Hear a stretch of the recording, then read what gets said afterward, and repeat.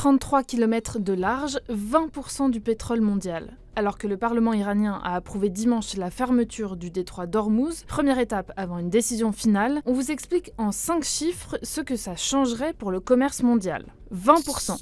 C'est la part du pétrole mondial qui transite par le détroit d'Ormuz. Ça représente 15 à 17 millions de barils chaque jour. Le Koweït, le Qatar et l'Iran dépendent presque entièrement de cette voie de passage maritime pour leurs exportations. Le détroit est aussi un couloir majeur pour le gaz naturel liquéfié, en provenance notamment du Qatar, premier exportateur mondial. 76%.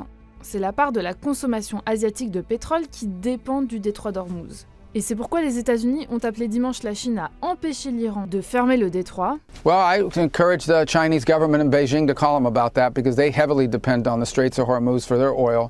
À noter que la Chine est le plus gros acheteur de pétrole iranien au monde. 130 $, c'est le prix que pourrait atteindre le cours du baril dans le scénario du pire envisagé par les experts de JP Morgan mi-juin. Si le détroit d'Ormuz était totalement bloqué, les alternatives logistiques comme les pipelines saoudiens et émiratis permettraient de rediriger qu'environ un quart du trafic normal. Ça entraînerait donc une baisse de l'offre et une hausse des prix. En ce moment, le prix du baril s'établit autour de 75 $. 3,3 millions. C'est le nombre de barils de pétrole que produit l'Iran chaque jour. Le 9e exportateur mondial en exporte quotidiennement un peu plus de la moitié, soit 1,85 million de barils. En cas de fermeture du détroit d'Ormuz, l'Iran risque bien de se tirer une balle dans le pied, comme en témoigne aussi notre dernier chiffre, 35%.